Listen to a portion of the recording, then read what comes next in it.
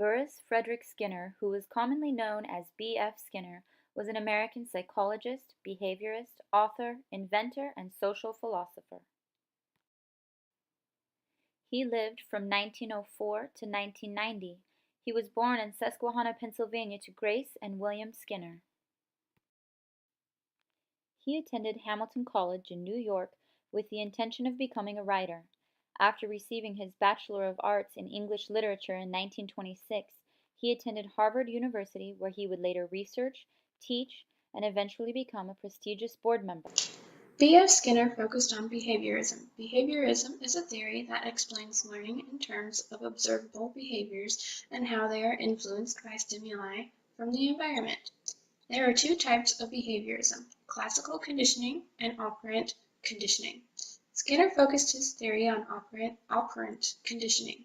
Operant conditioning describes learning in terms of observable responses that change in frequency as the result of consequences. Our behaviors are controlled primarily by consequences. Skinner determined that two things result from consequences: reinforcement and punishment. Reinforcement is defined as the process of applying reinforcers to increase the likelihood of that behavior occurring again. There are two types of reinforcers: primary and secondary reinforcers. Primary reinforcers are things that satisfy a person's basic needs, like food, water, sleep, and air.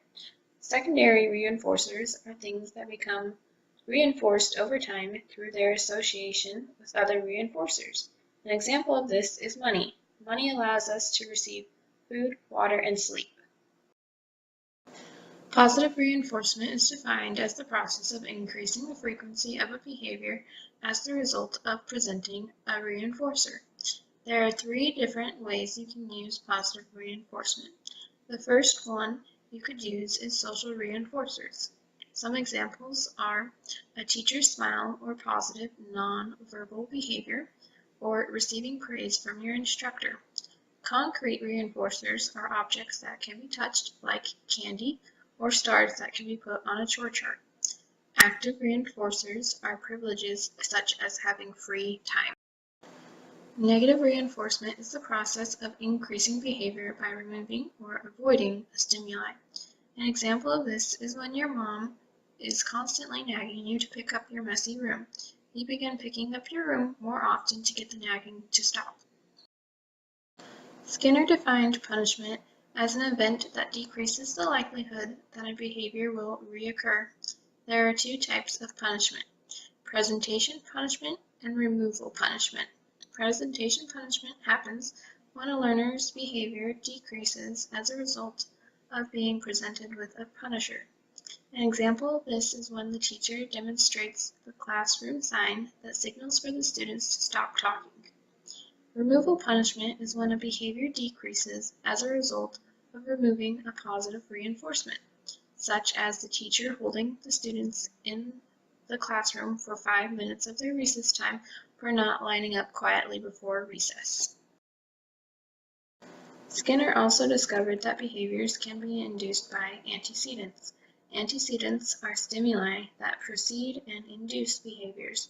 The two types of antecedents are environments and prompts and cues.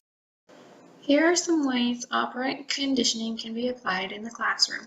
Use antecedents to elicit desired behaviors which can then be reinforced. Reinforce students for genuine accomplishments and good behavior.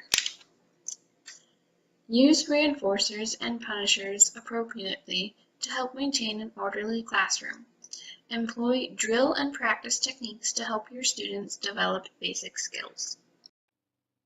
Here are some strengths and weaknesses of Skinner's theory. Strengths. Operant conditioning explains a wide range of phenomena, such as learning language and phobias.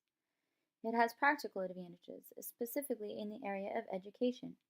People are more aware of how to control behavior, which has become very important in parenting techniques. This theory is very helpful when raising children and when teaching them. It is a very helpful way to control students' behavior. Weaknesses. This does not work with everyone. Sometimes the behavior has not really been stopped due to positive reinforcement.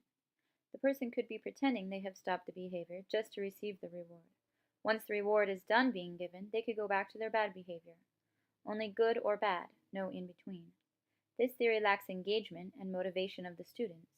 Too little emphasis on cognition, too much emphasis on environmental determinants.